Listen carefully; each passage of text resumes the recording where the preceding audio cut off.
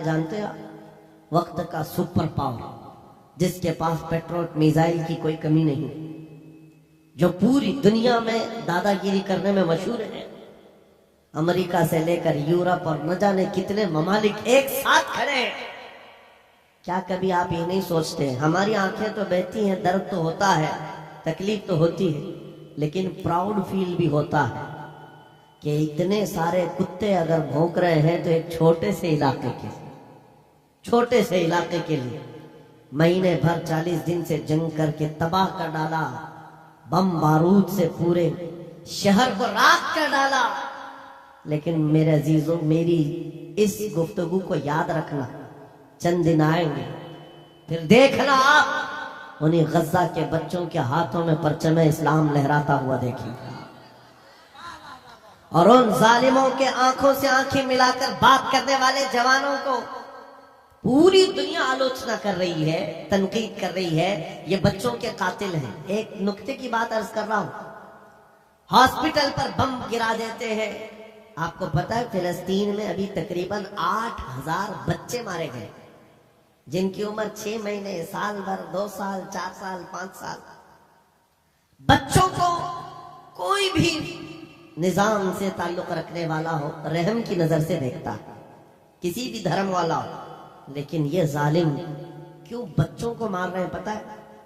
وجہ صرف یہ ہے، وہ خوف ستا رہا ہے جو اقبال نے 100 سال پہلے کہا تھا، سنا ہے قدسیوں سے میں نے کہ وہ شیر پھر ہوشیار ہوگا۔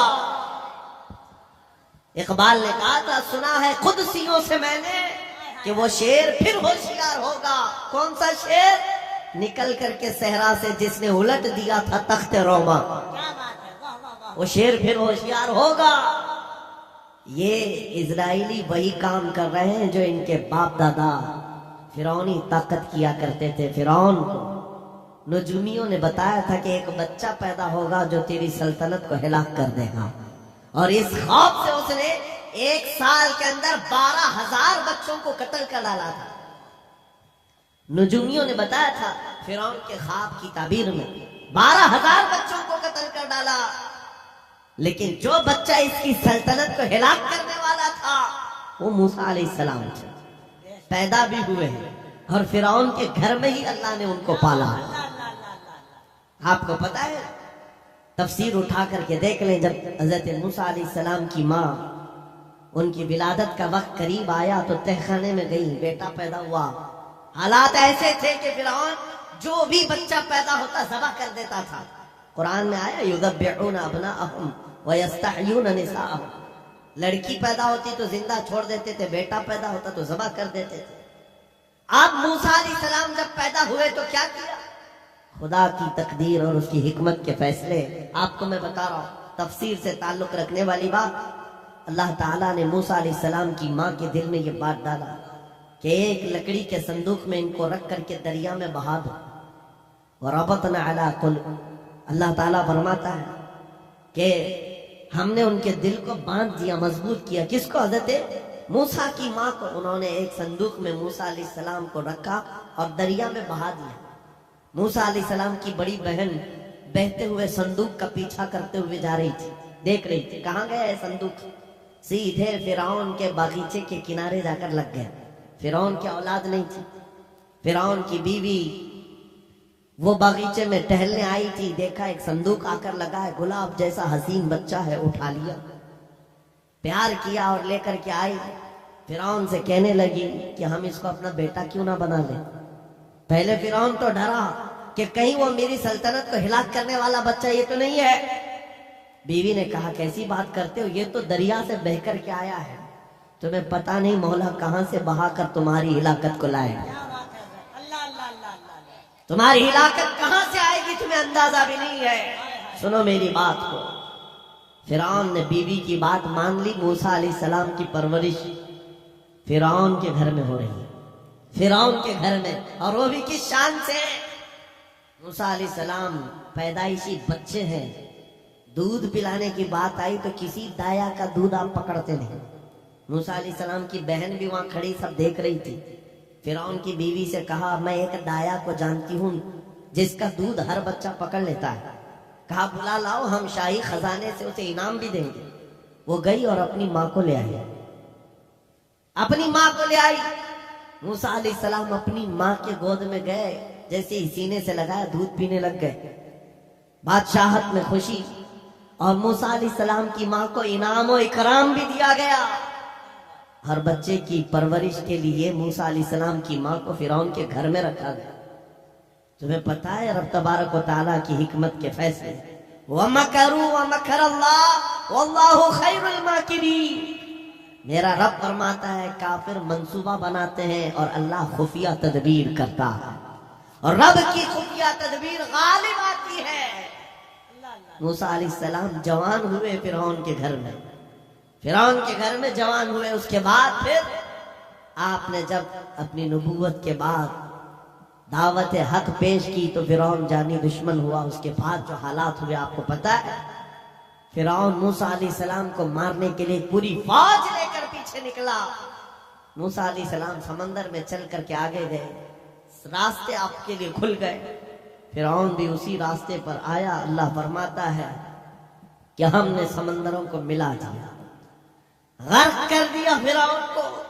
ایک چھوٹی سی تاریخ میں آپ کو بتا رہا ہوں، 12,000 بچوں کا قتل کیا اس ڈر سے کہ مجھے ہلاک کرنے والا بچہ نہ پیدا ہو۔ لیکن جو بچہ تیری سلطنت کو ہلاک کرنے والا تھا وہ تیری ناک کے نیچے پرورش پا رہا تھا۔ آج ان ظالموں نے غزہ کے ہزاروں بچوں کو صرف اس لیے مارا ہے کہ یہ بڑے ہو کر کے مجاہد نہ بن جائے، یہ بڑے ہو کر کے ہمیں آنکھ دکھانے والے نہ بن جائے۔ اور باضابطہ اسٹیٹمنٹ میں یہ کہتے بھی ہیں ان بچوں کو قتل کرنے سے ہمیں کوئی خوف نہیں، کوئی آپتی نہیں ہے، کوئی تکلیف نہیں ہے، اس لیے کہ بڑے ہو کر کے یہ ہمیں آنکھ دکھانے والے بنیں گے۔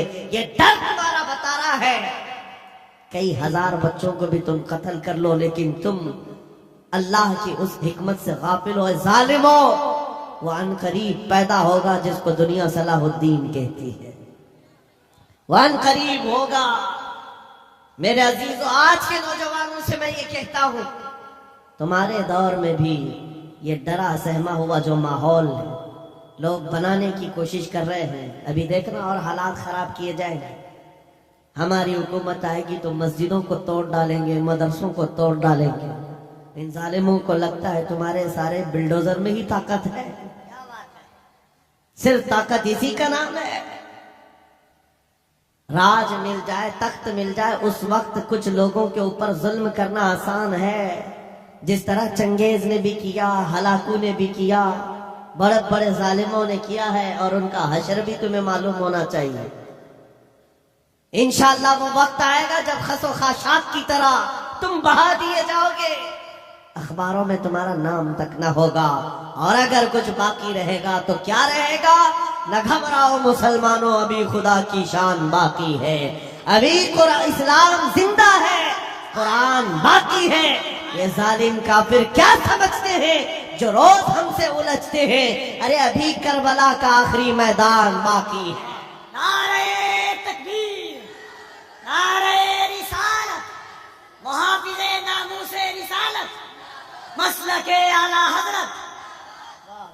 نوجوانوں، اس یقین کے ساتھ اور ایمان کے ساتھ اپنی زندگی کو آگے بڑھاؤ۔ خدا را میں تم سے کہتا ہوں، اگلے دنوں کے بعد جب تمہارے امتحان کا وقت آئے گا، ہر استاد اپنے بچے کو امتحان کی تیاری کرا رہا ہوتا ہے۔ بیٹا سوالات ایسے آئیں گے، ٹائم اتنا ہوگا، اسکواڈ بھی ہوں گے، چیک کرنے والے ایگزام ہال میں بار بار آئیں گے، تمہیں دیکھیں گے۔ اس وقت تم خوف سے اپنے ہاتھ میں کپ کپی نہیں پیدا کرنا، دل کو جمانا اور اپنا امتحان مکمل کرنا۔ یہ ہر استاد اپنے بچوں کو تلقین کرتا رہتا ہے۔ عزیزان گرامی وقار، اس منبر نور سے میں آپ کو اس بات کی تلقین کر کے جاتا ہوں، امتحان کی گھڑی ان قریب آنے والی ہے، آپ کے ساتھ بھی۔ اور جو امتحان تمہارا ہوگا وہ استقامت کا امتحان ہوگا، تمہارے ایمان پر جمے رہنے کا، تمہارے ڈٹے رہنے کا امتحان ہوگا۔ دیکھنا بہت سارے پارٹی بدل لیں گے، بہت سارے مصلحتوں کے پردوں میں چھپ جائیں گے، بہت سارے لوگ کسی کی دھوتی میں پناہ لے رہے ہوں گے، کوئی کسی کی ساڑی میں پناہ لے رہا ہوگا، لیکن جو عاشق مصطفیٰ ہے وہ بڑھ چڑھ کر کے یہ اعلان کرنا ہوگا اپنا سب کچھ گنبد خضرا کل بھی تھا، میرے نبی سے میرا رشتہ کل بھی تھا۔ بس اس بات کے ساتھ تمہیں جمے رہنا ہے، یقین کے ساتھ، اعتماد کے ساتھ۔ عزیزان گرامی اوقات، کون سی ایسی طاقت ہے، کون سی ایسی قوت ہے جس نے اسلام کو ختم کیا یا ختم کرنے کی طاقت رکھتی ہے؟ اللہ کریم جل شانہ خود قرآن پاک میں فرماتا ہے یریدون لیطفئوا نور اللہ بافواہہم ویأبی اللہ الا ان یتم نورہ۔ اللہ فرماتا ہے یہ ظالم اپنے منہ کے پھونکوں سے اسلام کے چراغ کو بجھانا چاہتے ہیں، اور اللہ تبارک و تعالیٰ اس چراغ کو مکمل کر کے رہے گا۔ دین اسلام، ابھی آپ سن رہے تھے، اسلام تھا، اسلام ہے، اس کے ساتھ کچھ نہیں ہونا ہے، آپ کا امتحان ہونا ہے۔ ہمارے مرنے کے بعد اللہ تعالیٰ اس دین کی حفاظت کے لیے اوروں کو پیدا کرے گا۔ وہ قادر مطلق چاہے تو سخت جانی دشمنوں سے بھی ایمان والے پیدا کر سکتا ہے۔ ہاں، یہ بات یاد رکھیے آپ، تتاری جنہوں نے بغداد کو ہلاک کر کے رکھا تھا، رب تبارک و تعالیٰ نے انہی کے سینوں میں ایمان کی دولت دی اور وہ محافظ اسلام بن گئے۔ ہمارے دور میں بھی جتنے آتنک مچا رہے ہیں، کل ان کے بچے یہ نعرہ لگائیں گے اسلام تھا، اسلام ہے، اسلام رہے گا۔ ہاں، جتنے آتنکوادی ہیں سب نعرہ لگائیں گے انشاءاللہ۔ آپ انتظار کریں اس بات کا، لیکن تم اپنے امتحان میں جمے رہو، ڈٹے رہو۔ اگر تم نے نبی پاک صلی اللہ علیہ وسلم کے اس دین کے ساتھ، اس شریعت کے ساتھ ناانصافی کی تو کل میرے آقا کو کیا جواب دو گے؟ کل میدان قیامت میں تمہیں کھڑے ہونا ہے، حضور پاک صلی اللہ تعالیٰ علیہ وسلم کی بارگاہ میں جواب دینا ہے۔ اگر میرے آقا نے پوچھ لیا کہ جس وقت میری شریعت پر حملے ہو رہے تھے، جس وقت میرے دین کو کتے نوچنے کی کوشش کر رہے تھے، اے نوجوان بتا تم میری سنتوں کے ساتھ کتنا عمل کر رہا تھا، تم کیا جواب دو گے؟ آقا میں آپ کی داڑیاں نکال کر کے گٹر نالیوں میں پھینکتا تھا، میں یہودیوں اور عیسائیوں کے طریقوں پر چلتا تھا، کیا تم نبی پاک کو یہ جواب دو گے؟ آقا رات بھر میں گانے سن کر کے سوتا تھا، صبح فجر کی نماز قضا کرتا تھا، یہ جواب دو گے؟ کیا جواب دو گے؟ آپ کے پاس اگر جواب نہیں دینے کی طاقت ہے تو آج ہی بدل ڈالو، زندگی بدل ڈالو، آج انقلاب لے آؤ۔ دیکھنا، میں اکثر یہ باتیں کہتا ہوں، نہ میں چاقو چھری کی بات کرتا ہوں، یہ تو شاید لوگ تلوار اٹھانے کی بھی بات کرتے ہیں۔ ہاں، یہ کہتے بھی ہیں سمجھوتا نہیں ہوگا، تلوار اٹھ جائے گی، میں تو تلوار کی بھی بات نہیں کرتا۔ ارے پلاسٹک کا بلیڈ بھی رکھ لو تو کل کو ہم کو یہ آتنکوادی گھوشت کر دیں۔ بم، بارود، بندوق، کسی چیز کی بات نہیں کرتا، صرف اتنی بات کرتا ہوں، نبی پاک کے عشق میں ملبوس ہو کر تم صرف راستوں میں چلتے پھرتے رہو گے، تمہاری چلت پھرت سے کئی کیڑے یوں ہی مر جائیں گے۔ اے ہے، حق ہے، واہ واہ، بہت خوب۔ حضور پاک کی سنتوں میں وہ دم ہے، وہ اثر ہے، تمہاری چلت پھرت سے کئی کیڑے فنا ہو جائیں۔ بات صرف اتنی ہے، دیوار کیا گری میرے خستہ مکان کی، لوگوں نے آنے جانے کا راستہ بنا لیا۔ ہوتا یہی ہے، کوئی پرانا گھر گر جائے نا، لوگ ادھر سے ادھر آنے کا راستہ بنا لیتے ہیں۔ آج ہماری جماعت کے اندر انتشار ہوا، نوجوانوں میں آوارگی آ گئی تو ہر کتا ہم کو ہی ٹارگٹ کرنے لگ گیا، ہر کتا ہمیں ہی بھونکنے لگ گیا۔ میرے عزیزوں، شدت سے آج اس صلاح الدین ایوبی کی بات یاد آتی ہے۔ کیا آپ کو پتا ہے ان کا دور ایسا ہے کہ یہودی مائیں، عیسائی مائیں اپنے بچوں کو تھپکیاں دے کر سلاتی تھی، کہتی بیٹا سو جا نہیں تو صلاح الدین آ جائے۔ حالانکہ ظلم سے کوئی تخت نہیں بچھایا تھا، سنت مصطفیٰ کا رعب ایسا قائم تھا، حضور کے عشق کا رعب قائم تھا، جس کی وجہ سے پوری دنیا میں ان کی توتی بولتی تھی۔ آج کروڑوں کی تعداد میں ہے، کروڑوں کی تعداد میں ظالم ہمیں آنکھ دکھا رہے ہیں، ہمارے بچوں کا قتل عام، ہماری عورتوں کی عزت نیلام، ہماری گردنوں پر راج، اور بغیر کسی خوف کے شاعر اسلام پر بھونکنا آج کی عادت سی بن گئی۔ नौजवानों, तुम्हारे अंदर अगर जमीर बेदार है, गैरत मौजूद है, तो अपने आप को बदल डालो। जवाब देने का एक वक्त आएगा इंशाअल्लाह, वक्त आएगा जवाब देने का। लेकिन पहले मैं आपसे सिर्फ इतनी इल्तिमास करता हूं कि अपने आप को बदल लो। कल को हमारे पास फख्र होगा, फख्र के साथ किसी मैदान में उतरेंगे, वो तुम्हारे होलियों को ऊपर से नीचे देखते रहे और पूछते रहे ये कौन सी मखलूक है, ये कहां से आई हुई जमात है, तो हम सीना तान करके कहेंगे ये मोहम्मद अरबी के शेरों की जमात है। ये है वाकई। आज क्या हम दिखाएं लोगों को? गुटखा खाने वाले लोग दिखाएंगे। अल्लाह अकबर, अल्लाह। हम नौजवानों को बालियां पहने हुए, हाथों में चूड़ियां पहने हुए, चोटियां डाले हुए, जीन्स फटी हुई अल्लाह अल्लाह। और बालों में दाढ़ियों में डिजाइन किए हुए ये नौजवान ला करके हम खड़ा करेंगे। मेरे अजीजों, दुनिया के ऊपर अगर हैबत तारी होती है तो सिर्फ आशिकाने मुस्तफा से होती, हुजूर के गुलामों से होती है। आज से 3 साल पहले पैरों से माजूर एक खादिम हुसैन ललकारता था, ये है हक है वाह व्हील वाह। चेयर पर बैठ करके ललकारता था।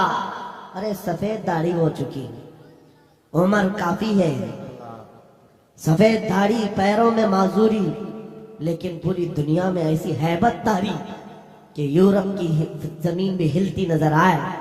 हॉलैंड की पार्लियामेंट में बाज़ाब्ता उनको लेकर कहा जाए ये आदमी मोस्ट डेंजरस है, बहुत ज्यादा डेंजर है। हम सोचते हैं ये तो पैरों से माजूर सफेद दाढ़ी वाला व्हील चेयर पर बैठा हुआ तुम्हारे लिए कैसे डेंजर हो गया? तुम्हारे पास तो बहुत बड़े बड़े मिसाइल, एटम बम है, सब कुछ है।